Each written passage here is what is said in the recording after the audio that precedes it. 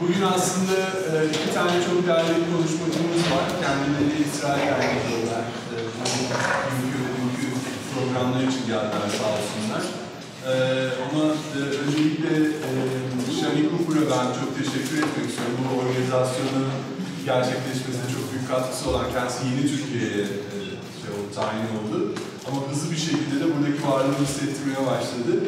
Sağ olsun TTGV'nin de çok iyi dostlarından bir tanesi. İnşallah bundan sonra da benzer faaliyetleri kendisiyle beraber yapacağız. I was telling nice things about you, so don't worry. I believe you. Bugün iki tane konuşmacımız var. Birinci konuşmacımız sıralarını bilemiyorum ama birinci konuşmacımızdan birindeki kağıtta Oren Simanian. Kendisi aslında Türkiye'de yeni popüler olmaya başlayan bu kitle fonlama konusunun dünyada tanınan isimlerinden bir tanesi. İsrail'de biliyorsunuz Indiegogo adı verilen bir başarılı bir stereo olarak konuşacağım herhalde. Başarılı bir kitle fonlama platformu var. Onun komünite yöneticisi, yani komünite dediğimiz bütün üzerinde desteklenecek projeleri belirleyen, destekleyecek kişileri bir araya getiren kişi. Kitle fonlama ile ilgileniyorsanız mutlaka ve mutlaka ben toplantıdan sonra kendisiyle kısa bir sohbet yapmanızın faydalı olacağını düşünüyorum. Ama daha da önemlisi kendisi çok iyi, başarılı bir üniversite olan Tel Aviv Üniversitesi'nin Girişimcilik Merkezi'nin de yöneticisi. Aynı zamanda da bu girişimcilik merkezi kapsamında kurulmuş olan küçük bir fonun, girişimcilik fonunun da yöneticisi. Yani aramızda yatırımcı profilinde insanlar varsa Oren'le konuşmalarını ya da bu konuya ilgi duyan amatörler varsa Oren'le konuşmayı da tercih edebilirler. İkinci konuşmacımız ise Uzibar Sade, sağ olsun dün akşam son uçakla geldi kendisi. Ama bugün görüyorum çok formda. Kendisi de aslında İsrail hükümetinde Ekonomi Bakanlığı'nda çalışıyor. İsrail'in özellikle iki taraflı araştırma işbirliği programlarının yöneticisi, sorumlusu. Biraz Türkiye ile İsrail arasında işbirliği modelleri neler olabilir o konuda bize biraz kendi tecrübelerinden bahsedecek. Son olarak şunu söyleyeyim, biz TTGV olarak uluslararası tecrübeyi anlamayı ve onları öğrenmeyi çok seviyoruz. Türkiye'nin de bence bu konuda çok büyük bir ihtiyacı var. Ama bu kesinlikle şu demek değil, oradaki modelleri, oradaki uygulamaları birebir alalım, burada yapmaya çalışalım. Oradaki konteksti, ortamı, ihtiyacı doğru bir şekilde anlayıp, yorumlayıp, bunu bizim kendi ihtiyaçlarımıza, kendi gündemimize doğru modellerle, özgün modellerle taşıyabilecek bir kapasiteyi, bir yetkinliği de oluşturmamız lazım. Onun için bugünkü toplantıdaki örnekleri biraz da o gözle dinlemenizi ben diliyorum. Kendisi Türkiye'deki ekosistemi elbette ki konuşmacılarımızdan daha iyi tanıyorsunuz, ihtiyaçları daha iyi biliyorsunuz. Onların tecrübelerini, yaptıklarını kendi ihtiyaçlarınız, kendi bulunduğunuz ortamlardaki gündemle bir şekilde ilişkilendirir ve işinize, evinize döndüğünüzde bunlarla ilgili bazı ilhamlar alabilirseniz bugünkü şeyimiz aslında çalışmamızda büyük bir başarıya ulaşmış olur. Oren'le başlıyoruz galiba, değil mi? Okay. Oren. Now the floor is yours. Mine or Uzi? No, I thought we should. Ani? Okay. Well, we are saving the best for the last song. I know. I thought it was... Okay, you have a microphone anyways. No, this I need. I don't know what to talk about. Okay. I was just checking the partnership here with the crowd. I'm repeating his words now. Can I take off my jacket? So I need to do something with... I feel like a suicide bomber with all those things inside me. Okay, I'll put it here. How many investors today? One.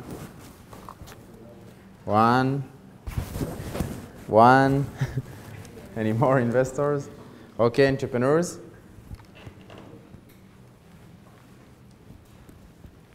Okay. And all the rest just came to have fun. Okay. Okay. Government? Okay. Academia? What else? Foundation. Foundations. Oh, okay. Okay. Science and Technology Park. What do we do at the Science and Technology Park? You are here, you can scientists. You are from management. We have provided the new services which are part Good. Let's try to do something that is going to be a bit more efficient. The last one just came kind of closer to us. Bring the chairs because it's like wheels. So a bit closer. Bo, Mete. I have to feel Mete close a little bit. That's it, Mete. Stressing. Okay. That's a good point. Actually, I like the system. Because usually when you ask in other places, everyone stands and so on. Here, everyone is disabled. He has his own wheelchair.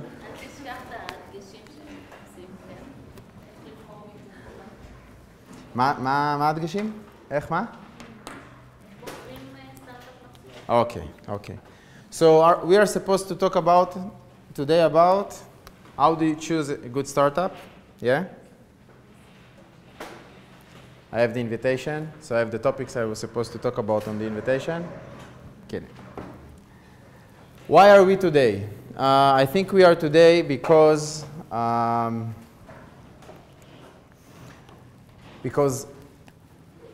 in my ecosystem there is a lot of experience, mainly in failing, okay?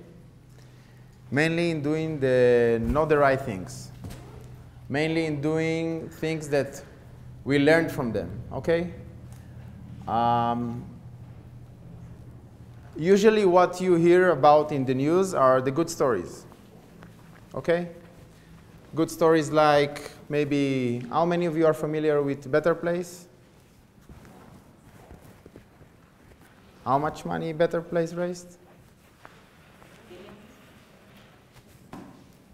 Close to $1 billion. Better Place was Israel's top startup, something like 6 years ago. Everyone wanted to invest in Better Place. The founder was one of the best serial entrepreneurs in Israel. He sold his company to SAP. He became VP of SAP. For many years to come, he was kind of the promise to become the president and #1 in SAP according to his success and his talent. So he established Better Place, raised almost, really, or something like $1 billion, aiming to change the automotive world and wanted to invent the fast-charging electric battery for cars. They failed. They sold the company something like 2 years ago, 11 million shekels, which is maybe $3 million. None of you have heard about Better Place, yeah? Why? Because it's not sexy, it's a big failure, it's embarrassing. But how many of you have heard about Waze? I assume more people. Or Mobileye? Mobileye, how many people? Yeah. Why? It's a success story. They sold the company to Intel 2 months ago for $15 billion. Israel total annual budget is something like 300, $15 billion one company. So I'm here today to share with you some of the experience. Experience does not mean success. Experience means education, learning by failing, okay? And this learning by failing is also referring to how do you choose the right startup to invest. Because in Israel, the venture capital industry exists something like 30, 35 years. And the senior, I would say, or the first venture capital activity, venture capital in Israel, at the first funds that they raised, let's assume Giza 1, which Giza is one of the venture capital, or Gemini 1 and 2 and 3. they weren't so successful in their return. But the last funds, before they closed, were successful. So there is a correlation between experience, of course, even if it's luck and it depends on the team, to the success as being the right investor. Now, how many of you invest in the startup ecosystem? Only you, yeah? That's not true. Each one of you today that is here, invest in the startup ecosystem. Because investment, it's not only by how much money I put, but how much time, or my daytime, I invest in the startup ecosystem, who are the right contacts that I would like to promote the startup ecosystem, will I put my experience as a mentor in the startup ecosystem, and what is this startup ecosystem? So let's start. I'm not going to use any presentation. What's a startup ecosystem? What is it? This is the startup ecosystem. Okay? It's a very good one in Israel. This is getting the second best in the world. After there is Silicon Valley, TLV. Thank you. Why is it successful? Why Silicon Valley is successful startup ecosystem? Help me. Close to market. Close to market? We are in Israel, we are close to the market. No, not you. Silicon Valley. Okay, so this is the focal point. We are not talking about the Silicon Valley because it's easy. You know, big market, same language, access, more stories to come. But why to become successful one? Global network. Global network. Connections. Uzi, when you were young, playing football in the 4th league, no, it's a lie. When you were 20 and you were smart and beautiful, today is only beautiful. You remember how connected was Israel in technology, and there were tons of startups and tons of multinationals? They weren't. No. Okay? So it's a process, yeah? And this process, I like to divide it as yesterday, government, academia, and private sector, okay? Let's analyze eBay, okay? eBay has an R&D center in Israel, based in my hometown, Netanya, which is not Tel Aviv, not the main area. It's half an hour, okay? In the mindset, it's like 2 decades, but it's 30 minutes by car, because we are the barbarians in Netanya and so on. This is the slang. This is what they say. True? True? True. True. Uzi? What they True? say. No? Okay. So the main idea is that the private sector, eBay, which is a core private sector, this is the multinational MNCs, which today there are more than 300 in Israel. Apple, Cisco, eBay, Citibank, BlackRock, one of the biggest private equity worldwide. They opened last week. They're small yet. They opened an R&D center in Israel, focusing on cyber. But why do they come to Israel? Why? Strong technical people. Hmm? Strong technical background. Strong technical background. Okay. But this strong technical background, they need to meet it. Today, there is a brand. Today, it's easy. It's an easy gateway. Because, you say Israel, technology, leading, they have to compete. So let's go and visit Israel. At least, let's see what exists. The second thing after you come to Israel, okay, you say, startup nation, but I'm waiting for the bus 60 minutes, it's late. Okay? With all this startup nation. I'm waiting for the train and it does not arrive. I'm sorry for ruining all the reputation of Israel. I have to ask the permission for the diplomacy always. Okay. Incentives, I guess. Okay. So it starts with a situation that we have to differentiate in between developed ecosystem and developing ecosystems. Okay? Israel, Germany, in Berlin, in some areas, not all over Germany. There are tons of areas in Germany that are not yet even talking about entrepreneurship. they are far from the market, the entrepreneurial market. Okay, in the US, they are far from the entrepreneurial market, many areas. Even in Israel, it's concentrated in Tel Aviv, it's going out to Jerusalem, to Haifa, it's not everywhere. There are ecosystems. And those ecosystems are built from this government, academia, and private sector. I'm going back to the question why they are in Israel. I will be back. This ecosystem is built under successful government, academia, and private sector involvement. Government. What is the role of the government? Consolidation. Making sure that three are going to sit in the same room and talk about the future of the startup activity, the startup ecosystem here in Ankara, in Istanbul, in Boston, in New York, in Tel Aviv. And there is always an ongoing talk how to innovate the activities. Because when I established my entrepreneurship center at Tel Aviv University almost 10 years ago, I said, really, true. He said, come.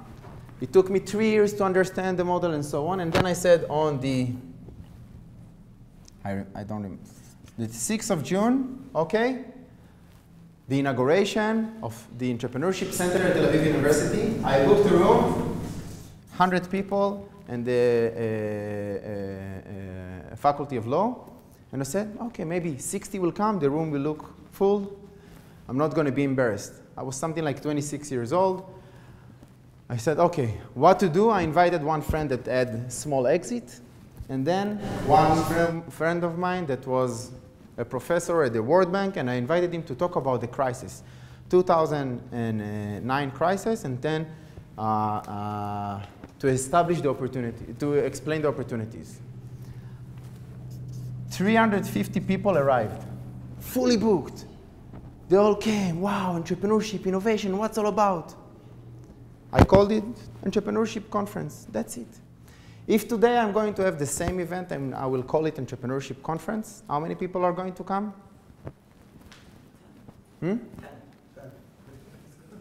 Me. That's it.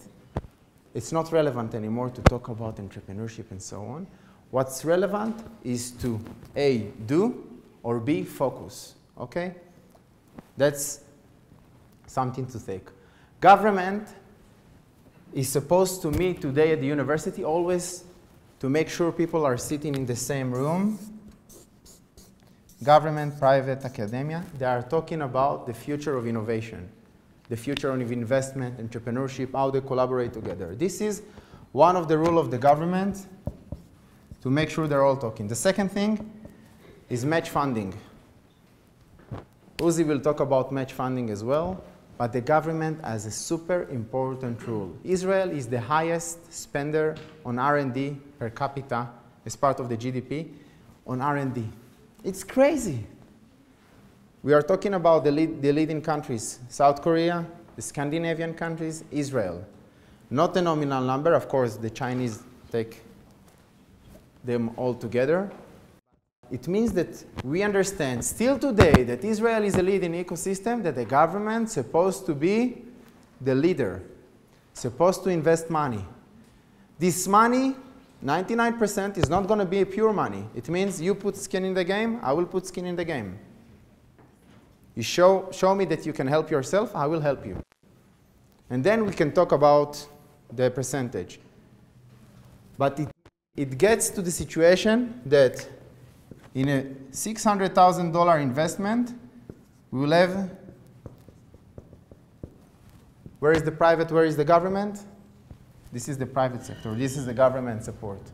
85% will come from the government, 15% from the private sector. In many of the cases, it's 50-50, private and government. So government has an important role. It doesn't really matter if we are talking about developing or developed ecosystem. A very crucial rule. And the third thing, which is kind of a new movement, is the ability of the government or the public sector to adopt technologies. It's not easy to work with public and officials. Look at It's not easy to adopt technologies there. And in order to do that, we have to have an open mindset. People like, again, Uzi and Chani, that are open to say, okay, let's develop, let's move, let's push. So the ability to have, I will call it the intrapreneurship process inside the different ministers' offices. And it's supposed to go top down. One of the programs that exists in Israel is a program that the Minister of Economy, that usually is the one that's supported by funding for innovation, as a joint venture with all the ministers, and they say, for construction, we'll put budget, you will put budget, and let's have a community to support construction, transportation, health, everything that is related to our own daily missions. Let's adopt innovation and build communities around it. So this is the role of the government. Then there is the role of the private sector, which is, of course, funding, and also, like here, beta site. Entrepreneurs, they need pilots, they need mentors, they need someone to work with them, okay? Dorad, an energy company in Israel, has 25% partnership ownership by a Turkish energy company. What is the name, Shani? Zolo. I don't know, big, small? So they are the owner of Dorad, which is a power station in Israel, 25%. And I came to Dorad, I met him last week. He said, Oren, they told me this is the owners, the sharing. I said, okay, I'm flying to Turkey. Interesting to know that 25% of the ownership is Turkish. And then they said, Oren, a lot of entrepreneurs, they approach us in order to have pilots in our center and then to go abroad. Why? Because in order to sell to the American, to the European, to the Turkish market, I need to show that I have already a working model. And it's easier to get a working model in our market. So we convince and we push the private sector to adopt technologies and to help them and to mentor them, because they understand that tomorrow it's their future. For the short run, many of them, they say, oh, it takes time. To implement technologies, it's a lot of energy by them. Because startups, they don't know how to work with corporate. It takes a lot of energy. But if they see for the long run, they understand that it's coming back. Academia. The role of the academia is totally changing. Academic institutes, the way they are built, they are not relevant to today's world. Why? Because content is easy to get online today. Coursera, you're all familiar with, yeah? So they need to be more relevant to the market. This is supposed to be more tight. The research is the research and the researchers at the university, they have to think more on commercialization. But it's difficult because you want to change the methodology, and they are stuck with their seat in their position, and they have a permanent job for 30, 40 years to come. It's convenient for them, and we all know that the biggest enemy of excellence is the comfort zone. And they are on their comfort zone. So we have at the university two types of people. We have the researchers, the faculty member. Tel Aviv University, for example, 2,200. And we have our students, 30,000. And we have the university network, which are 170,000. Okay? And let's do a little survey. How many of the 2,200 in the last, let's say, 10 years, let's cut them by half because 1,100 are like permanent full-time researcher. But all over faculty members, 2,200. How many of them in the last 10 years established successful startup companies, valuation of $50 million, more or less? How many? 10%. 220. That's what you're saying. How many? 5 people. More or less 5. 5 people, not 5%. Okay? 5, 6 entrepreneurs. Among all those, many of them, they have IP ongoing. Many of them are submitting their projects to the tech transfer office, maybe to develop future technology. But real time, we find that there are not more than 10. Okay? Not more than 10 that are actually active and creating. On the other hand, I will ask you how many of the total Israeli startup ecosystem in percentage they studied at Tel Aviv University. Among the 170,000, how many of the total startup ecosystem in Israel? Okay. We have 6,000 startups, more or less. Those are the numbers, 5,000 to 6,000. Depends how you define the startup. How many of them studied? They are not part of the, I would say, they're not faculty members. They're not part of the university. They're not getting paid by the university. They studied 3, 6 years. They went on. Where did you study, Uzi? Jerusalem. It's also good. It's not bad. Not like Tel Aviv. Okay. It's a very good university. 50% of the Israeli entrepreneurs, they studied at Tel Aviv University. 50%. Every second entrepreneur, successful one, studied here. So I will ask you today, if you need to make a decision where to put your energy, to invest here or to invest here, you don't need to answer me. Of course, the DC is where it all starts, basic research is very important and so on. But for years, no one really touched the talent, the unrelated talent to the university. US universities, they did it well, but just maintaining people to donate to the university and so on. So today, this is, I would say, a majority of our focus is here. Now, under the roof of the university, we have several activities.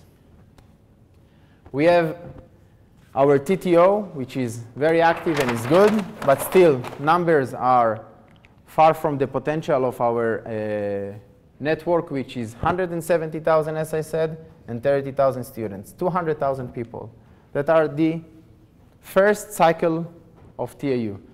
But in general, TAU Ventures, this is a new concept of building entrepreneurial activity under the roof of the academia. And it has 3 verticals. So if we go, we have the GAP, which is an holistic approach for entrepreneurship activity at a country. When we land in the university, we established TAU Ventures. We said, OK, we like the Americans, so we will call it the CIA. OK? C is for community. Community is the most important thing. Why? Community is the ability to create. Is to create events, which is awareness. Is to create one-on-one education process, which is kind of acceleration, the new terminology for that, new old. To create international exposure for our students, and then to create hands-on education. This hands-on education, which we call them courses, not credit courses. There is a mix in between 60 to 18 years old members that are sitting in the same class. They came to study entrepreneurship, not for credit. This is under the roof of the university, not credit courses. This is community, creating community. This community is booming once a year. 2 weeks ago, 7,000 people, 30 events, the biggest early stage event in Israel, focusing on the next generation of entrepreneurship and models to educate entrepreneurs. This is creating community. This is hard to build. It's day by day, event like this, every day, competitions, hackathons, whatever. What is the bottom line of this? How many of them are going to be entrepreneurs? This is like a funnel. You start with the international, then you approach your local community, then you have kind of education process, and then one-on-one. So international, then awareness, which is the event, then courses, and then the acceleration. This is supposed to create deal flow. You're supposed to take the sherries, the best out of here, and then throw them to your international connection. That's the flow. Then, when you have deal flow, what do you do with this deal flow? You can, like I said before, 50% of the Israeli entrepreneurs studied at my center or at the university. They were not affiliated with entrepreneurship at the university, nothing. Came, studying engineering, going to work for Cisco. Came, study, whatever, going to my career. We are trying to change it and to say, okay, if you are a talent, and you can be not only a student, but you're affiliated with TAU, you can be part of our community. And then we would like to see if you are fit in one of our investments. But investment is something broad. We have to divide it into categories. So we said under the roof of the investment, we will build one floor. It's 1,000 square meter. This one floor of 1,000 square meter, saying 1,000 square meter in Tel Aviv is like saying 10,000 in Turkey, because it's very expensive. Real estate is very narrowed in Israel and in Tel Aviv in general. So it has like a huge meaning, okay? That was my dream. So this is the floor of innovation, 1,000 square meter that is divided into main 3 verticals. It's pre-seed, seed, and then round A. The ability is to have on one floor around 200 people that they are all going to deal with investment, investment, investment, not community. This is investment. Okay? But this is on the same area, the same feeling. The idea is to be able in-house, while the valuation is good, while I see the talent, I'm taking risk because they are not experienced, many of them entrepreneurs, and then I push them over here. Many of the entrepreneurs are advanced on the tech side. So they think that they are just coming for education, early stage, maybe to get something like $50,000. But I see that they have an amazing potential, and I throw them into the few hundreds or into the 1 million side. So this is something that is supposed to be under the roof of the universities today. But without this, it's not relevant. Because you can't jump and have a VC without having deal flow. The third thing at the university is the academic studies. It exists. We don't need to change it much. But the idea is to focus on the brand. What brings a lot of people to Israel today? Brand. Startup Nation. Some of you have heard about the Startup Nation phrase. So Startup Nation. There was a nice author. He wrote a book. Sol Zinger became very famous. He wrote the Startup Nation, which is holy as equal to the Bible in Israel. Okay? Because it brings Israel to a new area of innovation and so on. Now people are coming. You know, there are a lot of commercials. I came because of the brand, and I stayed because of the service. Okay? It's supposed to be like that. We sell good brand, but finally you have to deliver. If you don't deliver, and it takes you too much time, and you don't understand what the market needs, and what all those multinational companies that are coming and are scouting for companies, you can't answer their needs, they're not going to come again. Because if I take the CTO of Amazon and he comes to Israel and he's looking for startups, and he needs to visit Israel and Germany and Turkey and Spain and Italy and so on, in this 1 or 2 days in Israel, I have to show him the best startup that fits the future of Amazon. The best ones. I don't have any other option. So he's coming because of the brand, but then I have to make sure that I can supply. I have to deliver. I have to deliver. And the teams and the people are going to sit till nights and work like crazy to deliver. Going back, academic, holistic approach, TAU Ventures, community, investment, academia. Academia is just a brand. Today, people understand that instead of saying MBA in financials or MBA in marketing, MBA in entrepreneurship and innovation. And what do? They invite 12 people that at exit or invest in startups. They pitch to the startups, and all the curriculum is more or less the same. Okay, but this is branding and delivering a little bit. So this is what we are doing at the university in terms of that. כמה זמן יש לי לדבר? Okay. Okay. One of the challenges that we are facing today, okay, with our communities is that, let's assume that 2007, I was one of 3 startup communities in Israel. We are 2017, how many startup communities? Startups communities. This is a startup community. This place is a startup community. 2007, there were like 3, mainly university. At the Technion, the Ben Gurion University. This is a startup community. Startup community is a place when people are coming in order to do this. Okay? Many of the startup communities today are like the acceleration program, that they come, they get mentorship, they get education, they get real estate, and they get some funding. This is kind of acceleration program. This is the main model. Some they will give more here, less here, but this is the general methodology of acceleration, okay? But startup communities are co-working areas, garage, municipality, and so on. How many of them? In general, before you can just throw a number. Around 100. Okay, 207.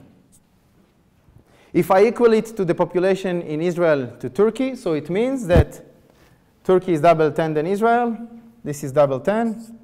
Imagine that you had here 2,070 places like this in Turkey. This is too much sometimes, and the challenge here is to make sure that the communities, the startup communities, they are focusing on verticals, they are talking one to each other, and they are delivering the deal flow from one to the other. This is challenging. Because again, let's go back to the CTO of Amazon, okay? Let's assume that he's coming now to Turkey. Okay, and he wants to see the best deal flow, the best startup to pitch.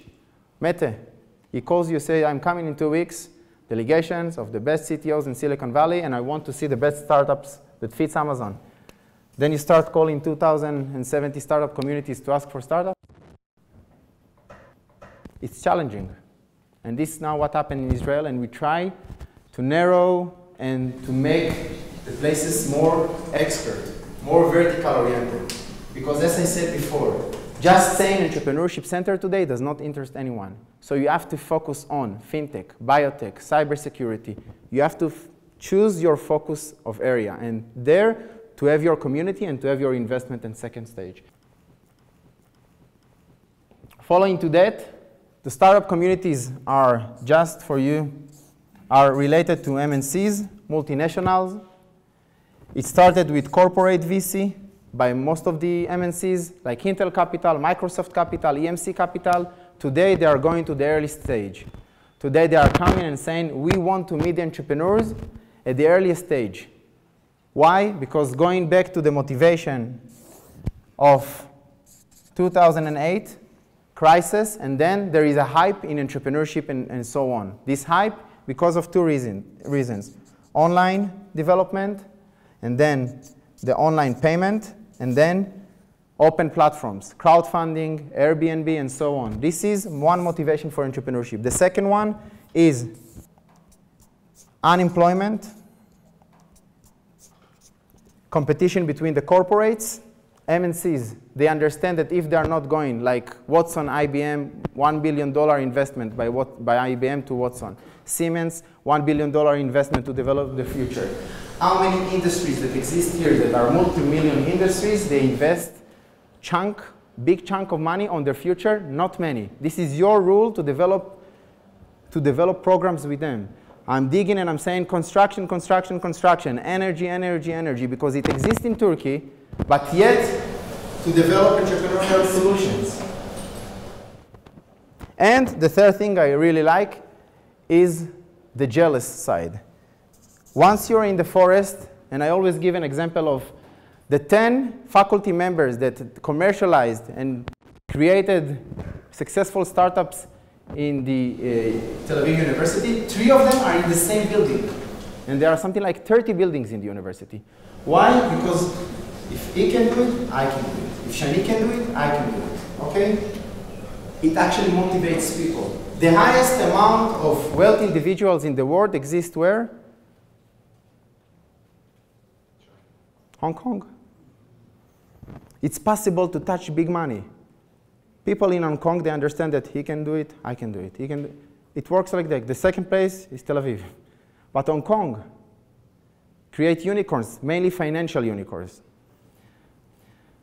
This created the motivation for this kind of entrepreneurship ecosystem. Unemployment, competition between the corporates, and the ability to understand that you can create. And then all the online that created the opportunity for the young generation that does not need $5 million investment in order to create the next biotech company. They can have their laptop and they can work and create shopping.com that was acquired by 2004 more or less by eBay, and then Gift Project that was acquired around 2013 by eBay. And then eBay said, okay, we are as an MNC, we bought 2 startup companies in Israel. Now we have some talent that works for us in Israel. So let's build in Netanya, Oren's hometown, an R&D center. This is why the 300 companies are coming to Israel, one reason. Now there is an upside for it. In many cases, usually several years ago, they used to take the talent to the US. Today, I think that it's more for our side. Many of them decide to stay in Israel, like Apple after they acquire the company, and Facebook, they decide to stay in Israel. It's not always working like that, but this is part of their big motivation to come to Israel, to meet young talent that established a nice technology that fits the company vision, and they acquire them. And based on that, it's easier by talent acquisition to open those kind of centers. The second thing is, of course, that after this happen 1 and 3 and 30, 100 times, there is a brand. So they come and they stay, even if they don't acquire a company like BlackRock. Startup communities, and this is part of your role to lead, I would say, the startup community here. MNCs, they have their activity for the seed stage.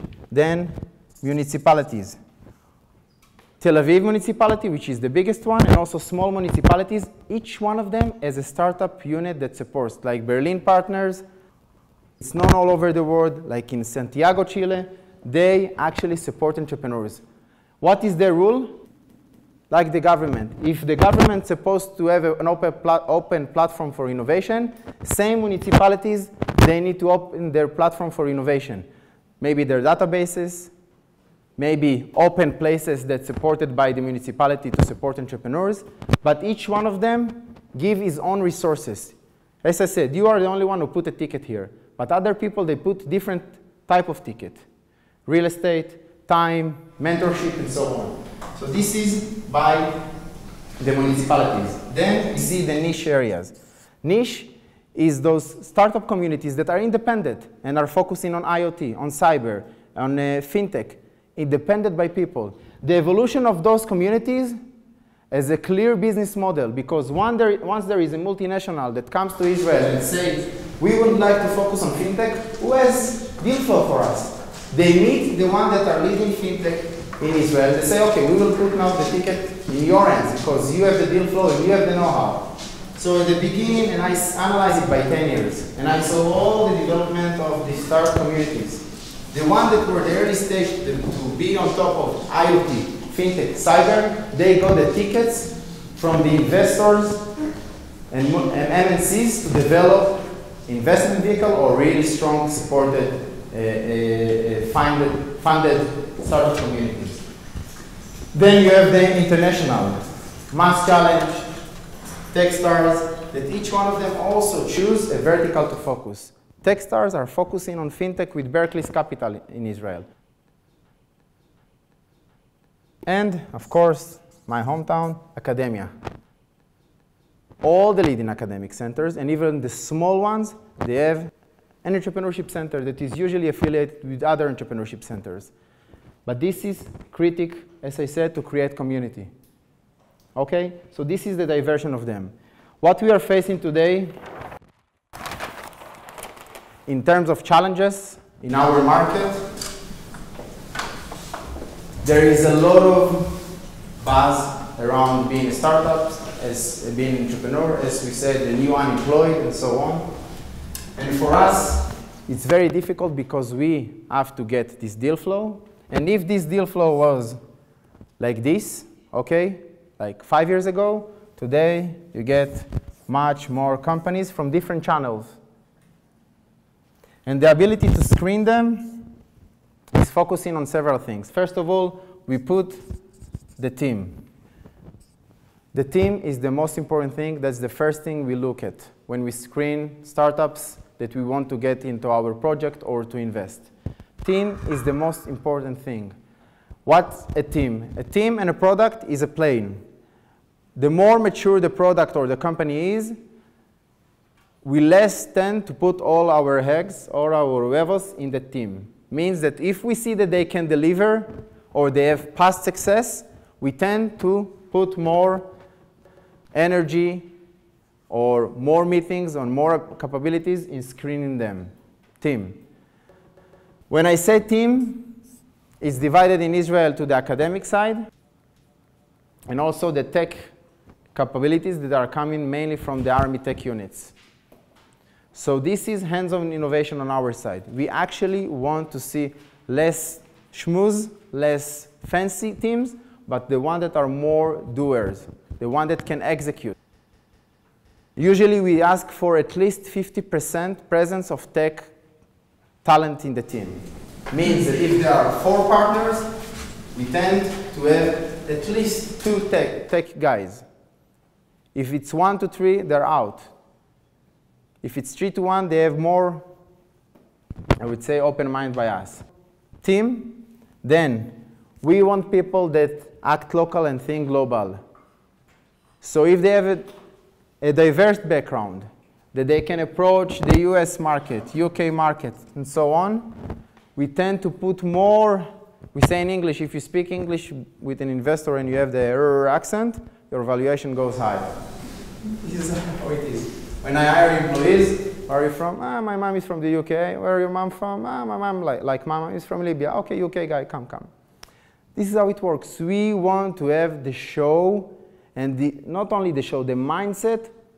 As Israelis, we think very, I would say, locally, and we tend to think that we understand the global. So once having a diverse market, and we are lucky to have diverse community in Israel, people that are coming from all over the world. So we want people that will be able to scale up, to act local by think global, that it's going to be easy for them to go and build a marketing team in Silicon Valley, in New York, and so on, that they will be able to adjust easily. Process. You can put your money and let the team run, let the guys run. As I said, we would like to create process. Pre-seed, seed, round A. It means know the teams. One of the best VCs in Israel is JVP based in Jerusalem. The structure that they have is they have an early stage accelerator, they have an incubator, and the fund. Here is approximately 30,000, here is 600,000, here is $1 million plus. They are one of the most successful VCs. They have structure. They know the teams. Meet the teams is not only to get references and to have the research, it's actually to have the ability to work with them. So a good VC is a one that goes out to events, that meet the teams, that give them advice along the way, and actually will know their improvement. Because as we say, you come to get advice, you get money, you come to get money, you get advice, yeah? So they need, or you need, as a decision maker, to see them advancing from time to time. In order to work smart and not to make mistakes, we were sitting with a friend yesterday. They said, I invested in 5 companies, pure money, 30, 20, 10, small money, really small money, but he lost his money. But it's pure money. It's pure money. It's a pocket money that he puts on a startup, and that's it. Always think how you can leverage your money, how you can risk your success. But if you have more partners in many cases, and strategic partners, there is more value for the company. If I get a one-pager and I see that the entrepreneur explains what he does, why, and how, and then write on the team, and then competition and business model, and then on the side he says, we've raised $300,000 from X. And if I see that on his board there are 2 professors, I'm not familiar with the Middle East Technical University here, but I can ask 2 friends and they can tell me if it's good or not. And then I can ask the 2 friends 5 more questions, and then they can tell me if this professor is an okay professor. But once I see here academic background, professors, 1, 2 that are part of the advisory board, And once I see strategic partners like 1, 2 big companies, if it's an energy company and one of their investors is the one that invested in Dorad, in the energy company in Israel, or a big construction company that invests in a construction startup, prop tech startup, the valuation, the trust on my side goes a bit high.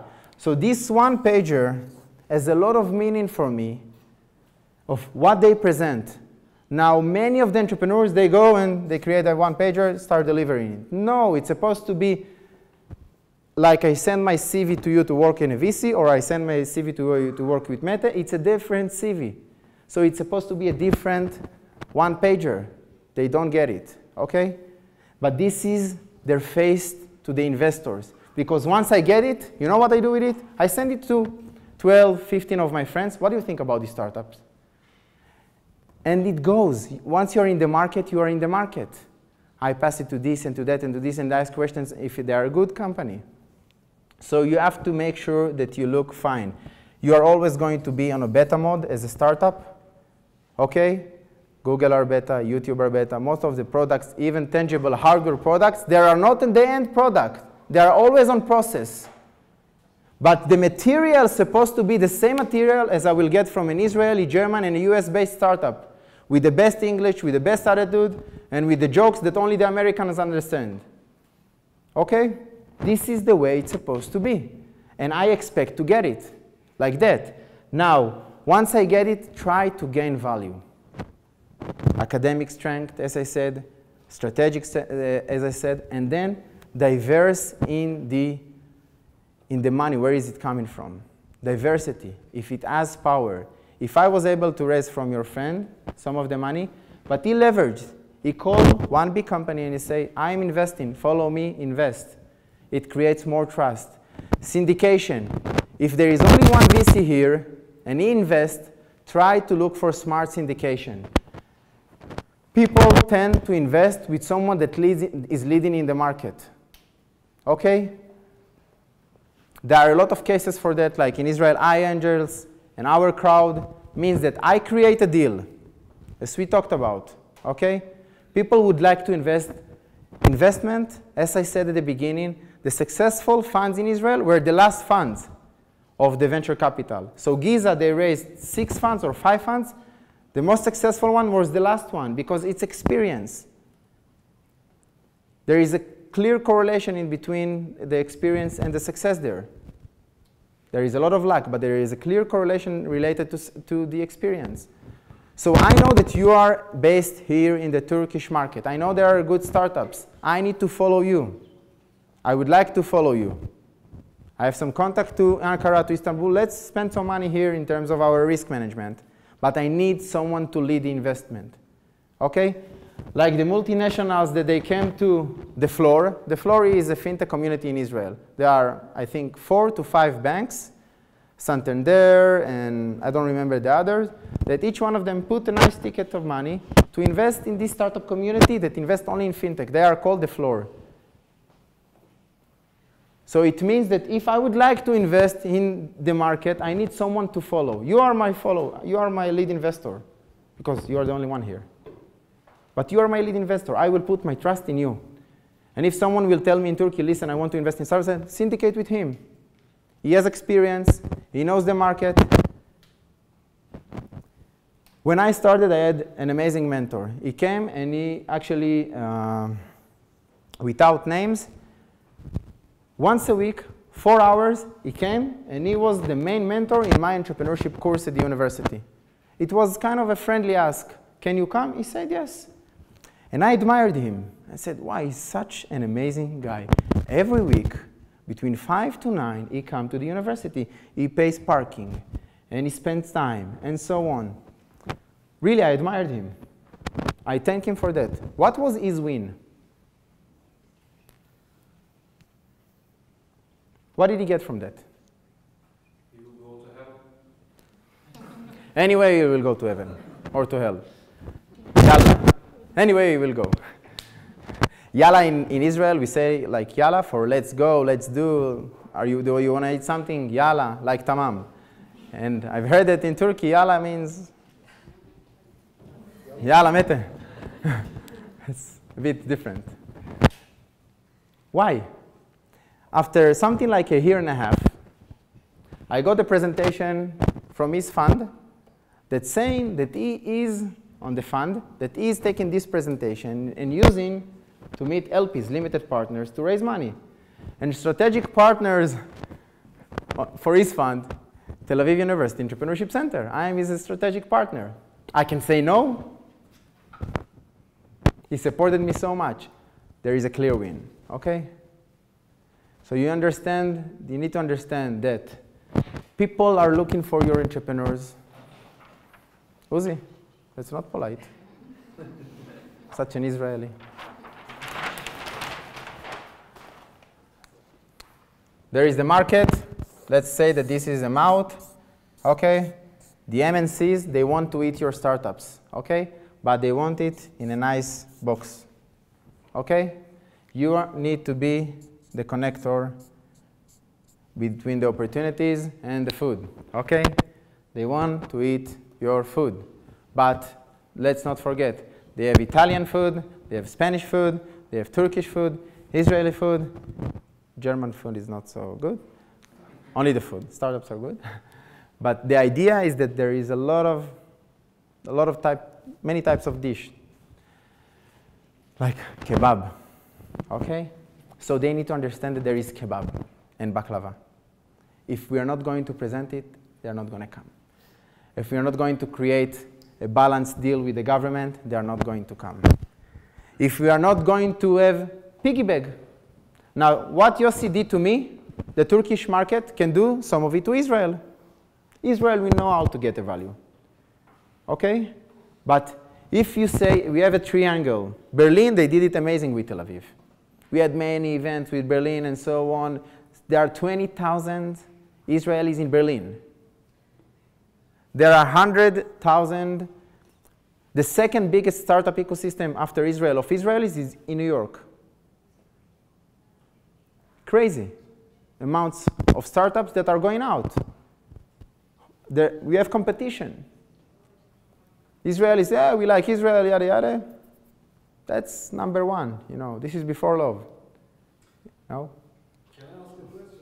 Yes. You are not worried about those startups in New York after they grew up in New York? Everything in life has pros and cons. If they are going to New York, they are becoming my ambassadors. Okay? They represent me. Maybe they will be able to develop their startup or to be VPs in future corporates and come back. What I need to do is to make sure that I keep the contact. Okay? I keep the contact. Like Serbians. Serbians, they live in Serbia, the young generation. Okay? There are 8 million Serbians. There is only one high-tech park in Serbia. They don't have much funds, but they started, they invest, European Union, so on and so forth.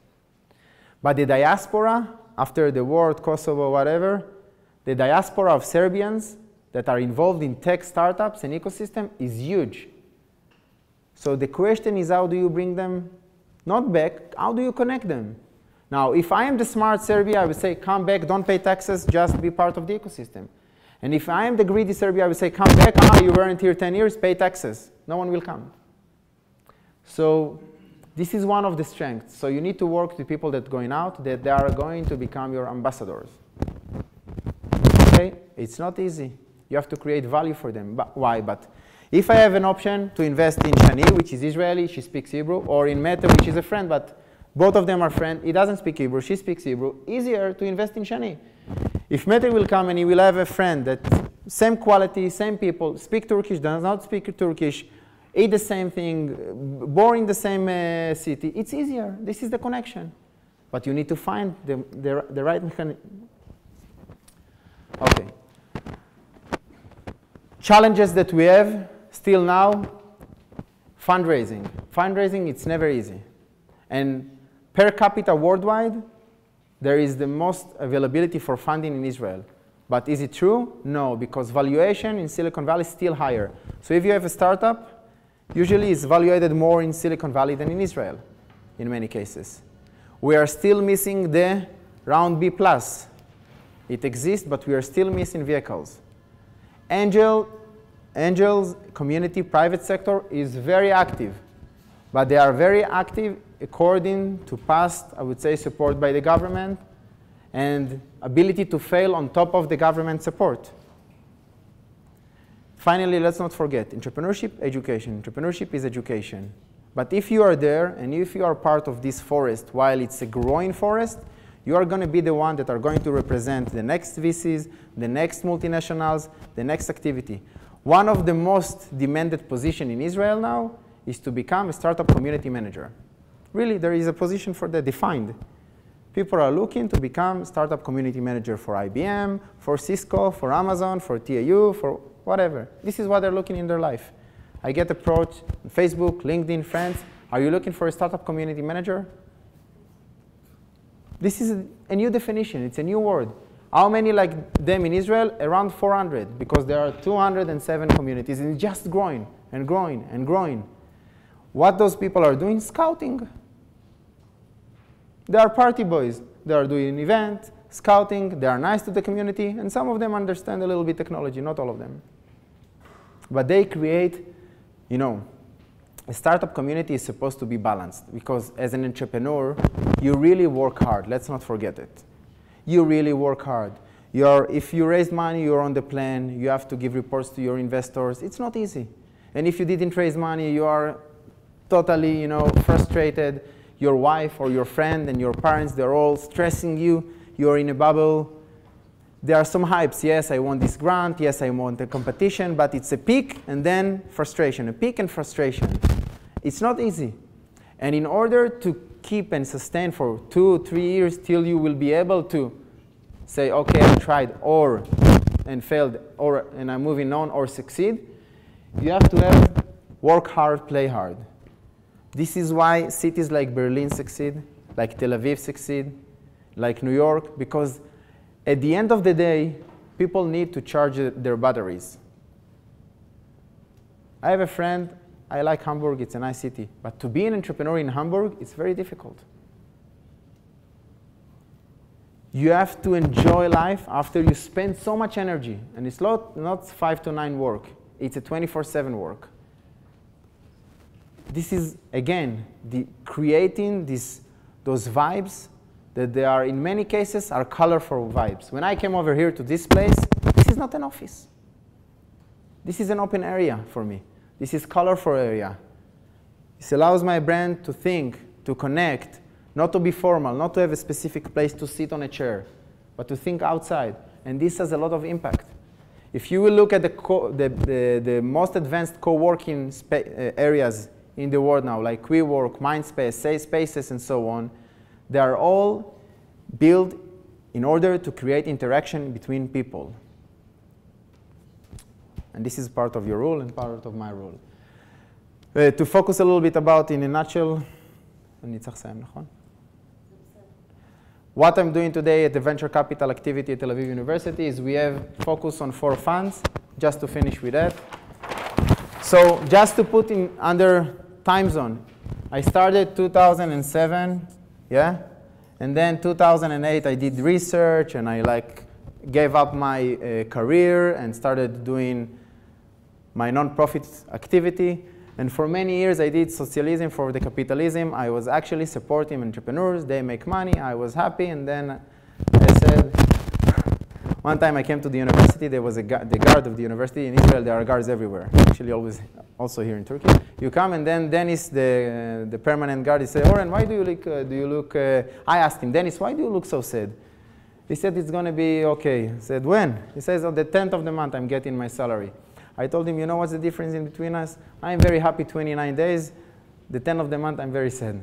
But it's changing, because once you're doing what you really like and you have the passion, money comes and it's coming big time. So 2008, I established the center, started bootstrapping. 2010, it took me 2 years to understand what is the model, what are the activities. I did an official inauguration. I was still not paid, okay? Because it's bottom up. I needed to create an economy. And then I said, I have to create economy. So I created the best project that people can pay. It means that our project that they have value. People need those projects. People need a connection. 2017. Only in 2015, the university said, Oren, we think that it's a right model. People from all around the world are coming and saying this is the right model, so maybe you do something right. 30,000 students, it's a huge university, one of the biggest institutes in Israel. It's a ship. It's a huge one. It takes time to navigate it to some other place. I was frustrated at the time, but I can understand them. Young, crazy, motivated guy. Okay, tranquilo a little bit. Let's see if you can deliver. Time by time, we'll support you a little bit. And if we see that you bring results, we will make it formal. So they make it the formal entrepreneurship center of Tel Aviv University. Only here. Took me a long time. And then 2017, I got, actually last week, after 1.5 years of discussions of how do we build venture capital under the roof of Tel Aviv University. 1.5 years. Tons of calls, tons of discussions, papers, lawyers, and so on. So 2017, it's 10 years. 10 years since I started building a community to the ability that today I have funds under commitments, investors that invest. But it takes time. This is what I'm saying. It's not a fast track. And here what we have, just to conclude, we have general fund. It's $10 to $15 million fund to invest several $100,000. And then we have V1, V2, and V3. Those are vertical funds, $15 to $20 million, robotics, cyber, and fintech focus.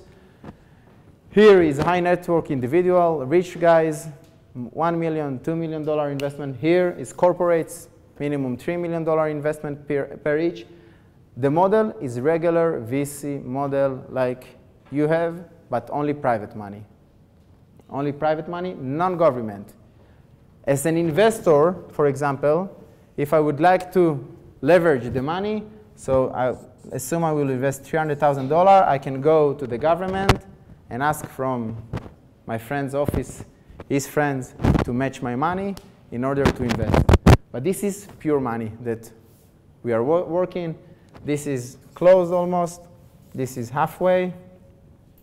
And we have $20 million fund that we already raised. At the university, we are partnering. But this is history. Questions? Okay. Yalla. Okay. Good afternoon, ladies and gentlemen, and Igunler. I'm very happy to be here in Ankara today. My name is Uzi Bar-Sadeh, and I'm coming from, I'm bilateral program manager responsible for East and South Europe. In ISAD, it's the Israeli Europe R&D Directorate, part of the Israel Innovation Authority. In this presentation, I will share with you some facts and figures about the situation of Israel, and also discuss the role of the government in helping companies, startup companies and bigger companies, helping them in promoting their products and the services. First of all, you can see in this slide the situation of Israel. Israel is a global leader in research and innovation from the quality of scientific research and also level of innovation. It's among countries like Switzerland, Finland, Germany, and Singapore.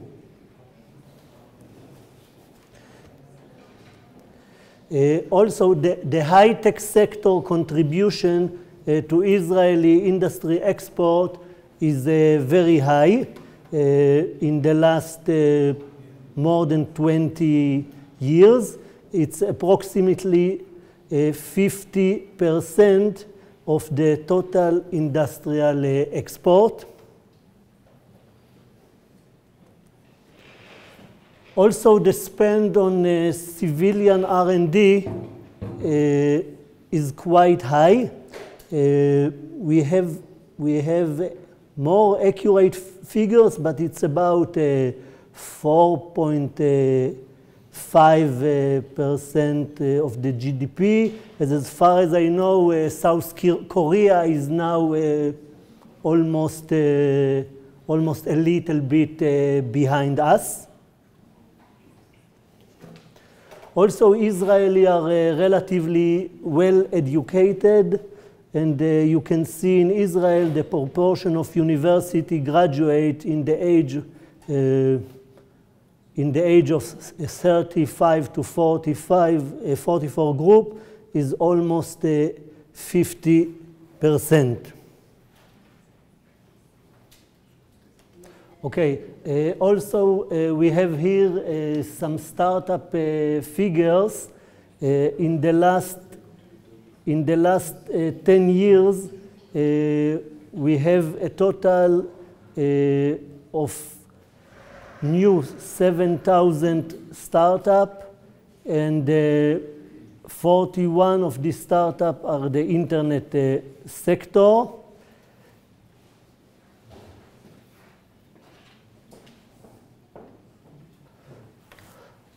Also, there are many multinational corporations in Israel. As Oren described before, there are 300 R&D centers, and they are 50% of the high-tech workforce. From our point of view as a government, the situation from the entrepreneurship side is very good, and the ecosystem is functioning very well. You can see in this slide that there are relations between all these entities. The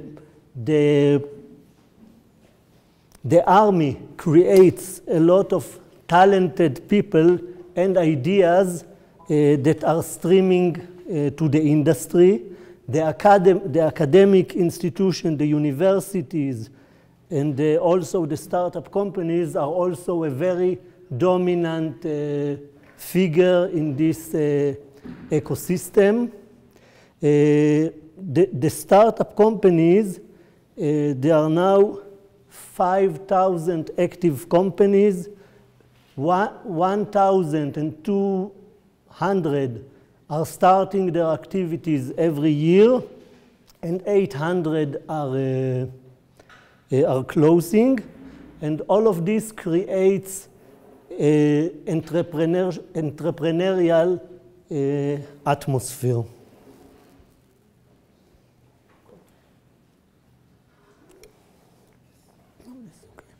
Okay. The government, I'm working for the Innovation Authority. The Innovation Authority was established instead of the Office of the Chief Scientist, and its role is the execution of government policy for support of industrial R&D. Our goal is to help the companies, to help the startup, not to make money.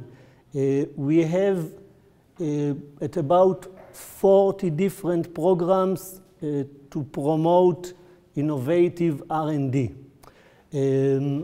Now the Innovation Authority aim is to be more flexible than the former organization. We'll try to create a new program. We will try to act like a startup company, to invent new companies new programs for the industry, to test them, and if the program is not good or not functioning well, to close it, to try some new programs. We will try now in order to involve some more populations that are not involved in the high-tech sector, to have new programs to involve them. I mean programs that will enable populations like the ultra-Orthodox religious people, women's and Arabs that were not participant of the high-tech sector now to get involved there. Okay, here you can see some of our program along the R&D chain. There are programs that are more risky, and there are programs that are more close to market.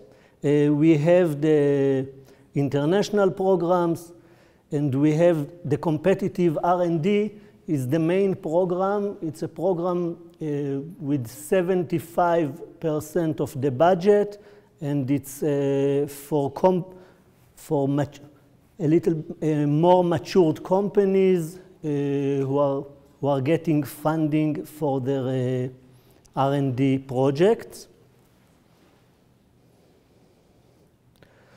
I can tell you a little bit about some of the programs. Here it's a very important program. It's the cooperation between industry and academia. It is called Magnet. Most of the programs there is consortium of several people from the academia and industry members. We give them 66% of their expenses to the industry and 80% for the academy. And the main aim is to have long projects of up to 5 years without royalties in order to work together in issues, in sectors that are very important for the country. We have also the TNUFA program. It's the program for entrepreneurs, even in the garage stage,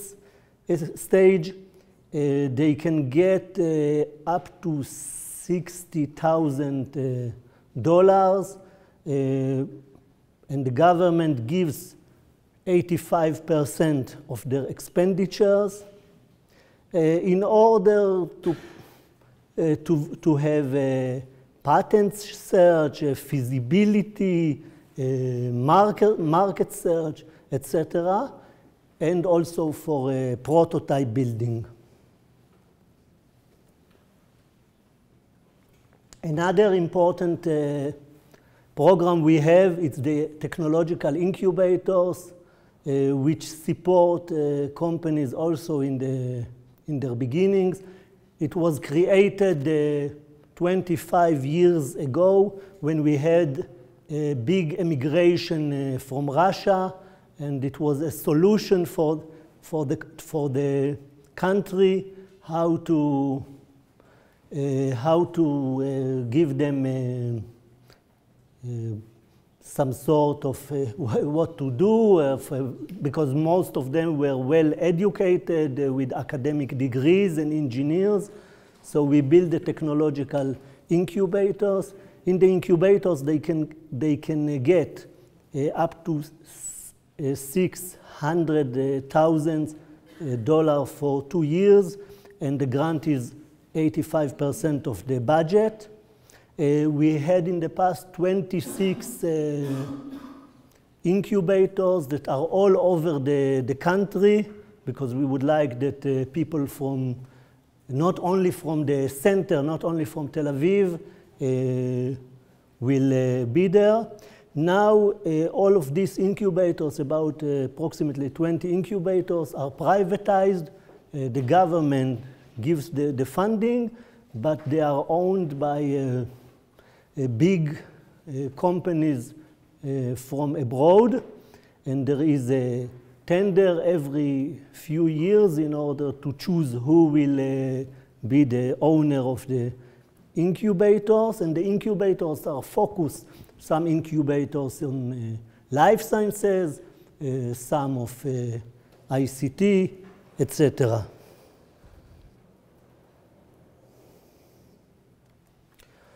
We think also, as Israel is a very small country with almost no market, it can be like a lab also only for testing. So for many years, we think about collaboration between academia and research institute, cooperation in the Israeli industry, and above all, the cooperation with the foreign partners.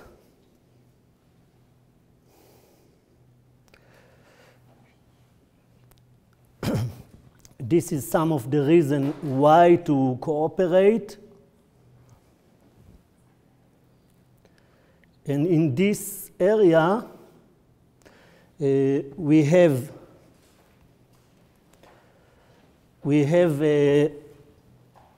programs. We are part of the Eureka program. We are part of the Horizon 2020 programs in Europe, and we have at about 50 to 60 bilateral programs, binational agreements all over the world, mainly in Europe and also in Asia, North and South America. And in these agreements, Israeli company can have projects with the foreign partner, and if it is approved in both sides, each company can get funding in its country. Here are some facts about the grants we give. You can see there was a little decrease over the year. Now in 2017-18, the budget will be here, it's in our currency, but the budget will be 400 million euros for all of our program. Most of it, as you can see in blue, is for the R&D funds. It's for the projects for the more matured companies, and red is for the cooperation between academia and industry, and the last one is for the incubators and early stages. Okay, regarding requests and approvals, in the last year we have every year at about 2,000 requests in all of our program.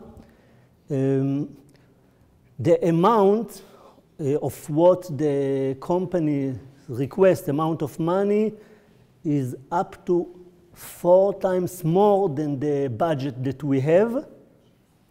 The success rate of the companies in applying or in approving the requests is up to 60%, and it depends on the program. In the bilateral cooperation, usually in most of the bilateral agreements, we had at about 50%, sometimes more, and it's relatively high.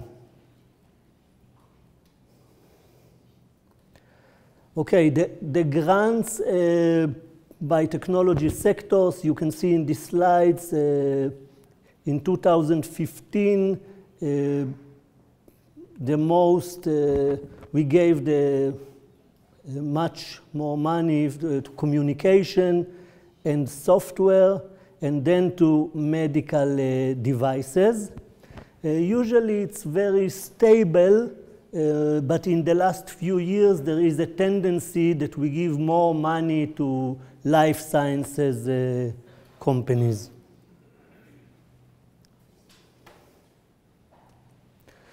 A local project in Israel is governed by the R&D law, is funded by innovation authorities. and the approval is by the R&D committee, and this is also for binational projects. A few words about the evaluation process. A company that would like to submit an application, to submit a project locally and also in the bilateral programs, submit through the online system. Then a process starts of nominating an evaluator. We have at about 120 evaluators in all fields of high tech, and we are having a tender for evaluation each 2 or 3 years in order to nominate, to choose new evaluators, and also to have evaluators also in emerging technologies, in new technologies that were developed. Then the evaluator have at about 3 months till the projects will come to the research committee. In this time he has to read all what the companies wrote, and they also visit the company on-site evaluation to get impression of the staff, of the facilities, of what they are doing. Then he writes a final report. Also, the head of section, there are head of section for ICT, for software, for life sciences, and for industrial, and then he also, the head of section, writes a report, and then it comes to the research committee. The research committee headed by the general manager of the innovation authority, and also some people from the Ministry of Finance and public representatives. They are examining and they are debating about the project and decide if to approve or disapprove the project. And they decide also what will be the budget of the project, that sometimes it's different from what the companies asked, and decide about the level of support. The level of support can be 20 to 50% of the R&D expenditures of the project, and it depends on the quality of the project. If a project is good, it can get up to 50%. Then the company gets the notification. If it's a bilateral program, we also notify the other country, and a bilateral project cannot start if it was not approved in one of the side. Then the company gets partial advance money at about 30%, and then they have to write end of quarter technical and financial report in order to receive the next installment.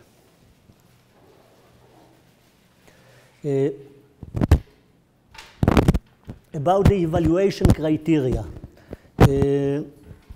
The evaluators and then the committee, then they decide about this project, first of all, by examining the technology aspects. It's the most important, the innovation, the risk, the technological assets. Then the commercial aspect, the markets, the marketing, the customers. We would like to see a project that will become a product which will be sold later. We are examining also the capabilities and competence of the company. The evaluator is coming to the company to see the staff, their background, their abilities, everything. because it's very important. And also in case of international cooperation, to see the synergy between the partners, between the Israeli companies and the company from abroad. The funding, as I told you, is up to 50%, and the company has to match the funding. Depends on what they received from us. The funding, it's a conditional grant. If the project failed, unfortunately, they don't have to pay back the money.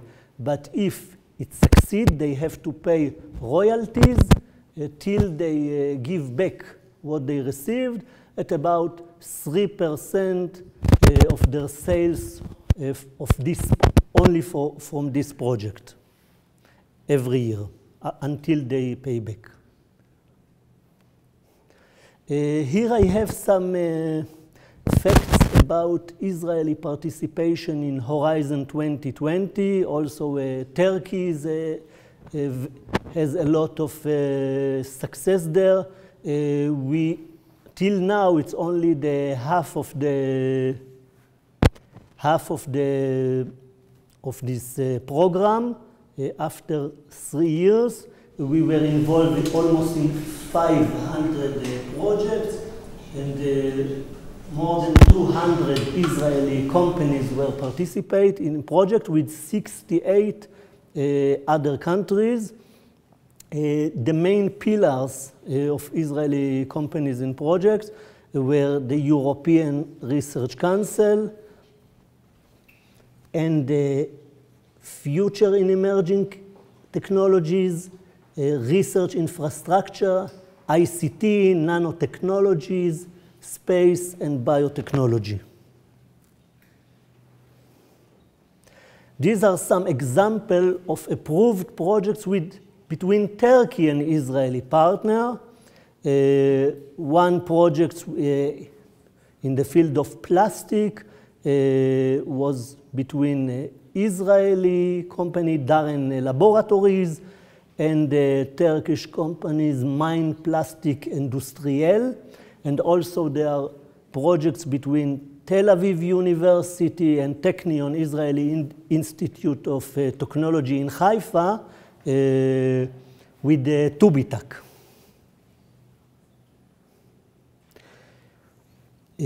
Before ending, I would like to encourage you.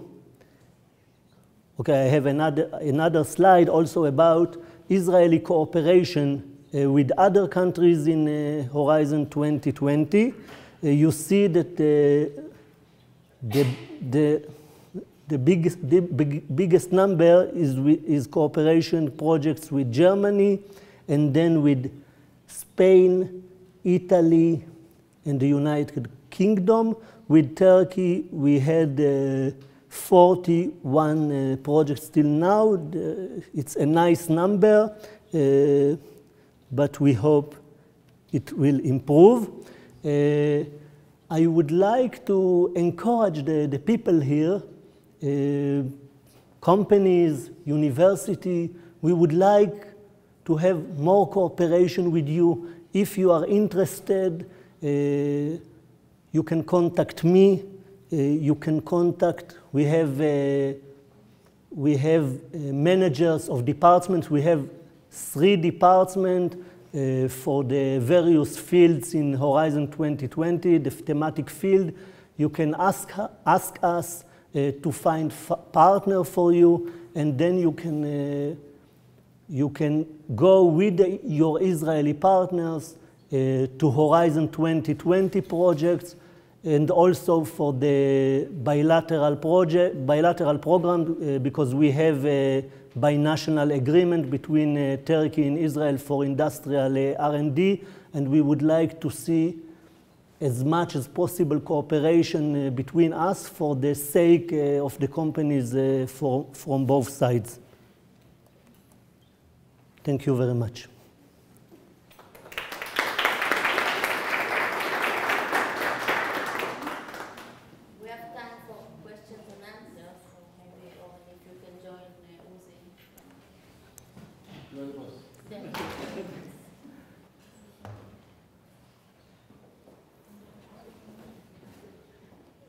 Can I ask a question to Mr. Uzi?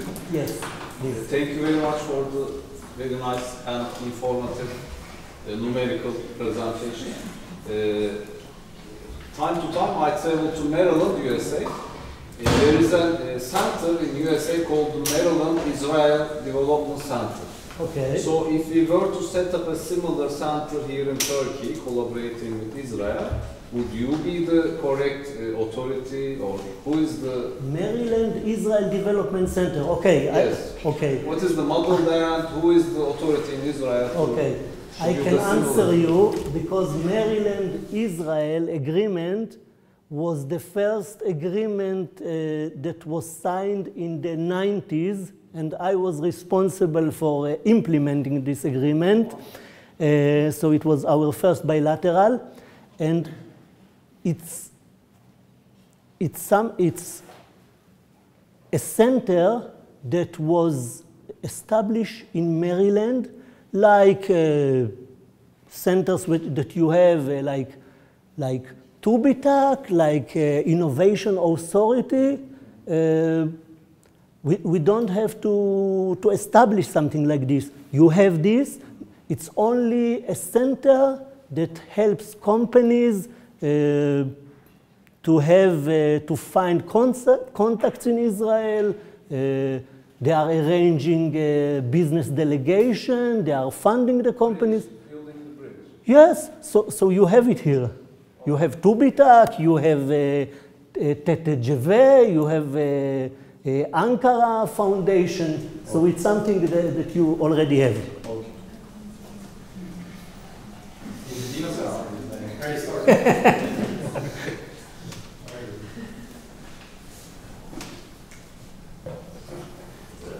When you talk about 5,000 to 6,000 startups in the presentation, I think it was Oren's presentation.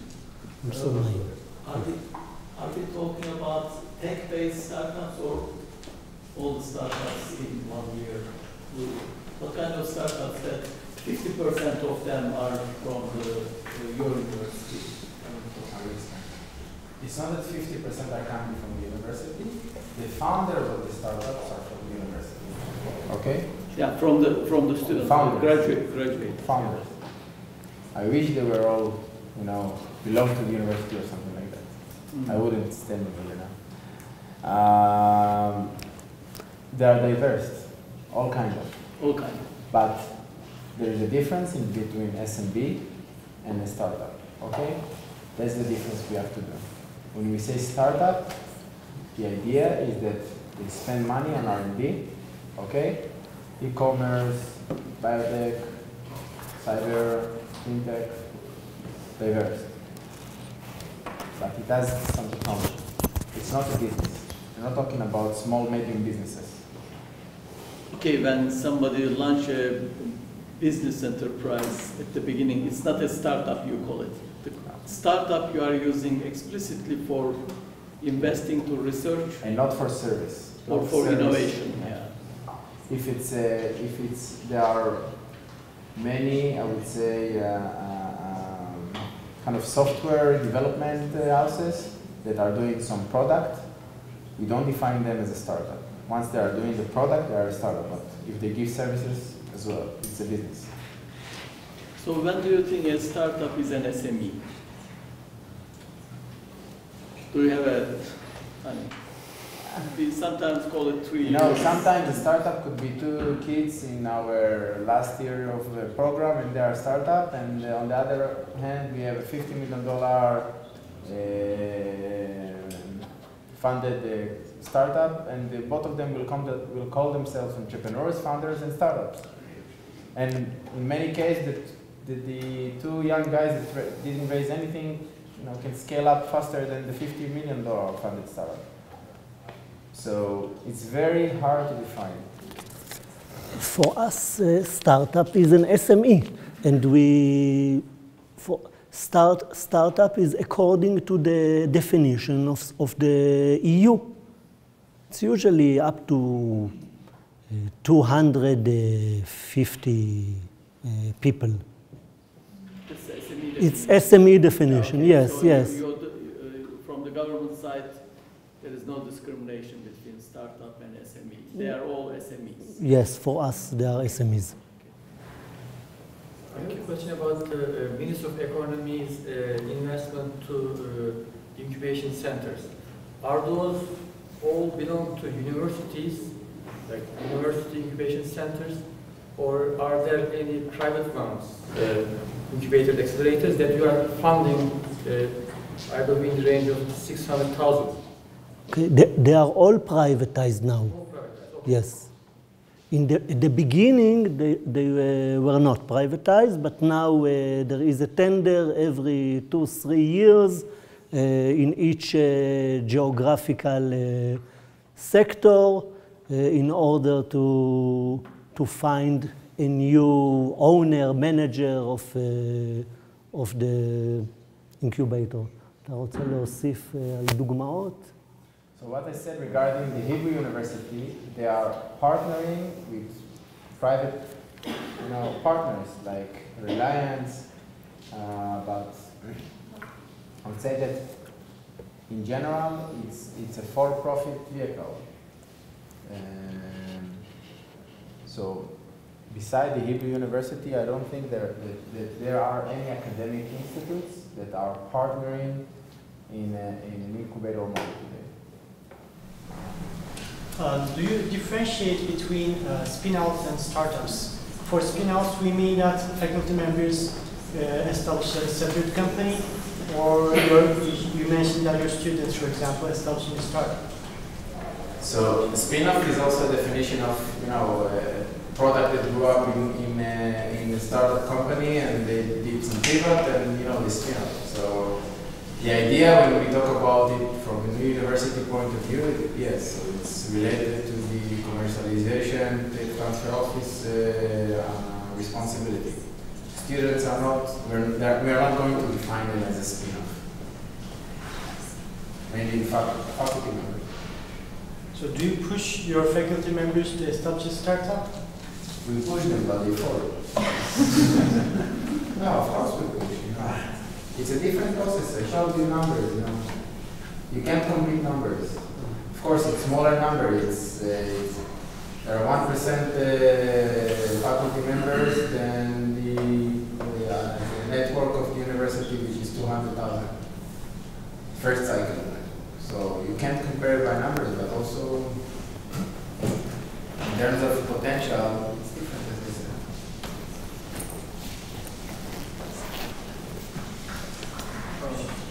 So you said that there were around 200 incubation centers.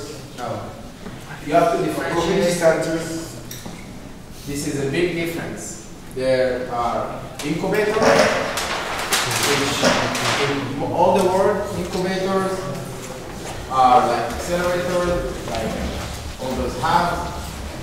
In Israel, because of the model of the government, incubators is much more developed scale. It's not the same. Here it's $600,000, meaning the valuation is $2-3 million of the companies. Acceleration, valuation is $600 million most of the time.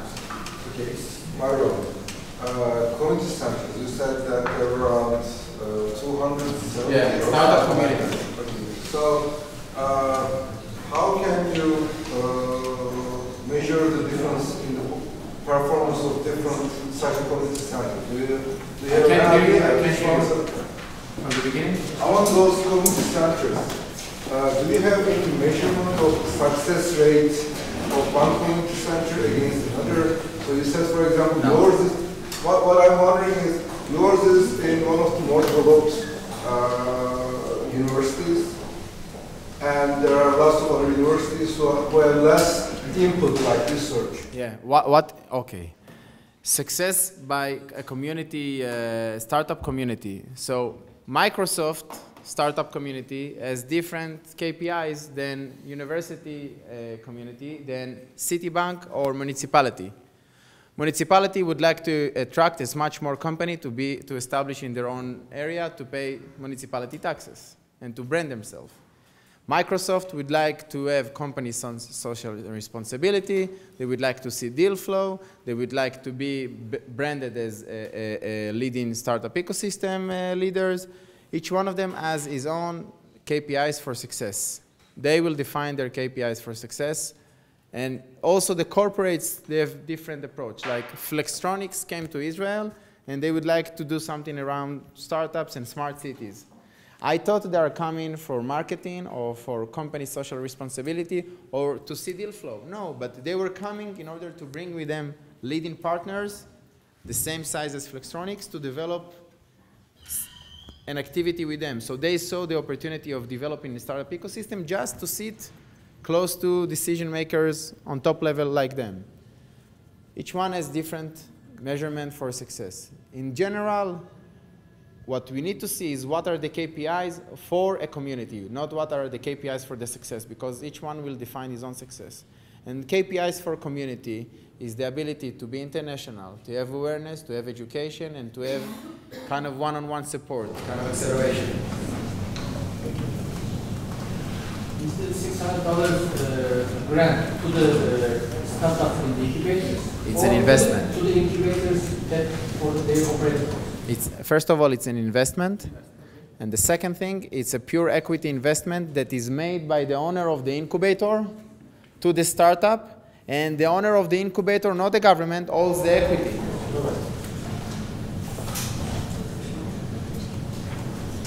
In Turkey, it's totally different. Everywhere is different. I'd like to ask a question about how do you convince people to invest in something? For example, interest rates in banks in Israel is very low, I assume. But in Turkey it's very high, so people prefer to put their money into the banks and keep it there instead of investing. So is there any government support or... How much money you have? How much money you have? I don't have too much money, but... Show number. Yeah, but the problem is... But give me a number. Rates, like, give me a number. How much money do you have? Let's say $1 million. Huh? Million. Okay, usually when people say million, they have $2 million. Yeah. Okay. Okay, let's assume you have $1 million, okay, that you would like to invest, okay? So I'll tell you, put in your $1 million, okay? So you put 90% in the bank, and 10%, let's play a little bit, because if you lose this, your wife is not going to kill you, okay? So this is like a regular, investment system. This is the high-risk investment. This is why institutional investors, pension funds, and so on, so they put 3%. If I put my money into the bank, I'll get 15% interest per year. 15? Yes. Take my money, give me 15%. 15? Really? Yes. Oof. So that's why I'm talking about. Yes. 15? Yes, it is. And also, This is a Ponzi, don't put the money there. They will go one day. The banking is going to 15. yes, it's 15%. That's why I always Guys, ask. the wrong business.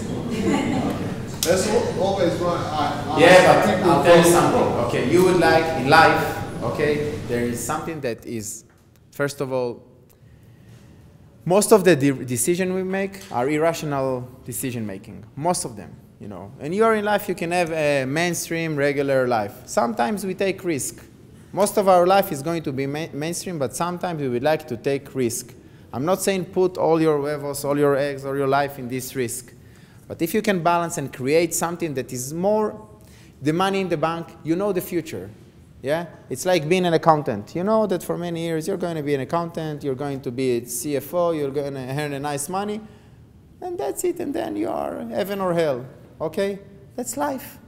But here I'm saying a lot of people, why do they put their money on crowdfunding and products that are not even ready, just an idea? Because they want to feel some risk, to feel partners or something. So I'm saying small amount of money, not all of us can do it.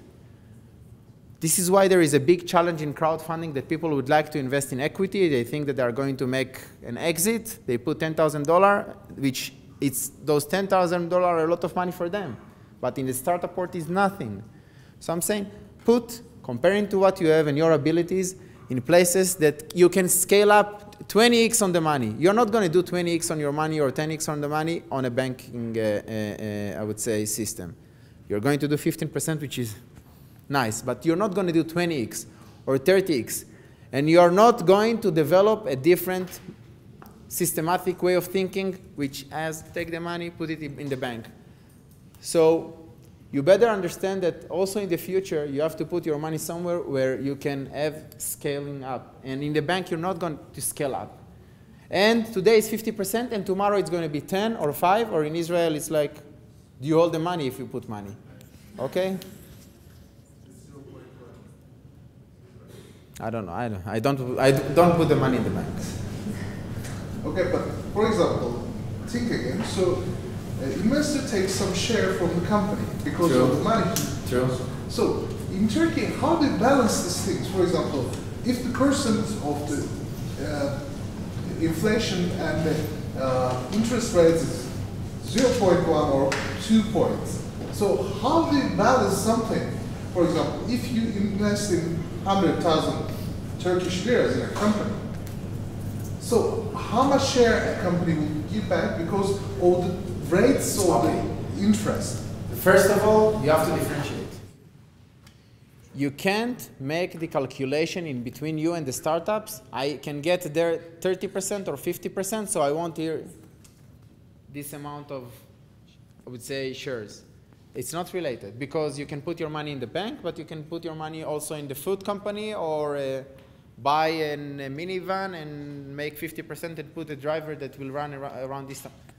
You can't do that. What you can do is see the startup, see the team, calculate your risk, and according to their level, you can say, I'll give you $100,000 and I want 20% or 10% according to the valuation. When we check if the team is good or not, we check the product, we check the team, how serious they are, who is on the board, and so on. We check the ability of this team to actually execute. This is how you define how many shares I'm going to get, not on your alternative cost. Your alternative cost, this is for you to make a decision whether it works to put the money there. But in between you and the startup, this is a total different calculation. When you look at, sorry about asking too many questions, but sorry about it. When you do that, the investment is not profitable in Turkey. So investors are valuable in Turkey. So they want more shares. So which is also bad for them. So you're right. You're right. In Turkey, the same startup here will get low valuation than the same startup in Israel. And the same startup in Israel will get low valuation compared to the one in the Silicon Valley. Yeah? But this is also the opportunity. Because here, if you invest $50,000, it's the same situation where I will invest $100,000 in Israel. Okay? I met amazing teams in Serbia 2 weeks ago. They earn €1,000 a month, and they are very happy with it, engineers.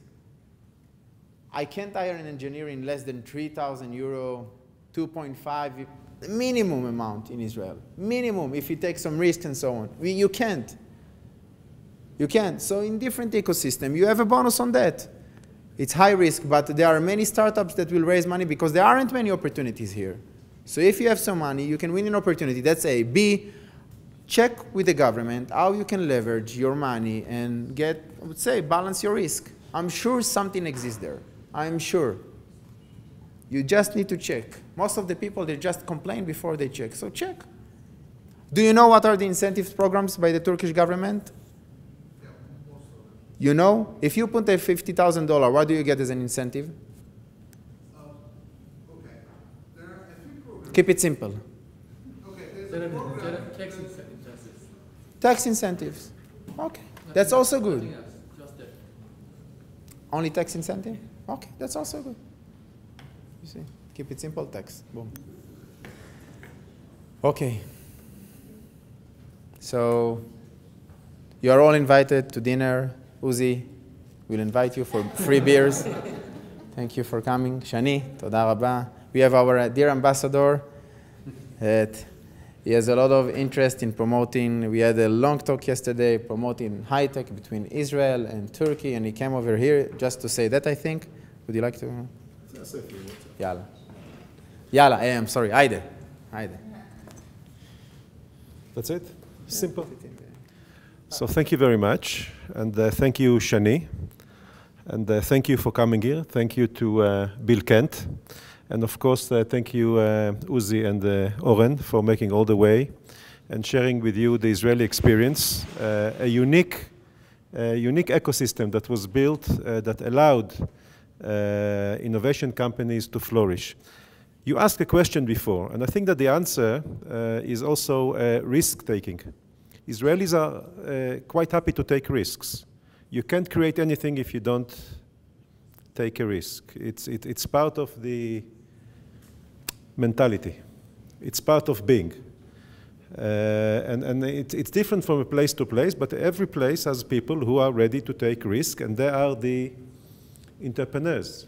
They are the ones who push things and make things happen. And it is a decision that you take. You know, Oren was talking before about irrational decisions. Most of our economic decisions are irrational. I remember the story I had once about buying a car. The most economically irrational decision that you take, because you buy a piece of metal which 90% of the day is sitting outside in the cold, in the heat of the sun, in the rain, outside your house. You use it mostly 10% of your time, but you invest the money that as soon as you drive it out of the garage is already losing money. It's an irrational economic decision. You're playing there for something else. Psychology, you want to show off, you like to drive a nice car, but economically, you're losing money 5 minutes after you paid it. Irrational, and you're still making it. There are more rational decisions to make, which is risk-taking, but with the profit and, of course, creation. Without those people, like Oren, like other entrepreneurs, Israel wouldn't be where Israel is, and Israel is not in a bad place. So I see a lot of complementarity here between Israel and Turkey. You are a risk-taking nation. You are entrepreneurs, no less than us, and it's just thinking in a certain way and learning if there isn't, and creating and cooperating, of course. We diplomats love the word cooperation. It's the first word we learn in the School of Diplomats. And this is what we hope to create here, this kind of cooperation. Look, Israel is close. You have big market, you have a scale-up market, you have big companies. We have something unique which we created, but we are more than happy to share with others. And I think that together we can create a good system that can compete successfully in Europe, in America, in Asia, in Africa. And it's really up to us to create, to learn from each other, and to go together. So thank you again for coming, and see you soon in many other such events. Thank you. And of course, thank you very, very much to TTGV, our hosts. Without Mete and all the friends here, we wouldn't be able to do it. So thank you very, very much.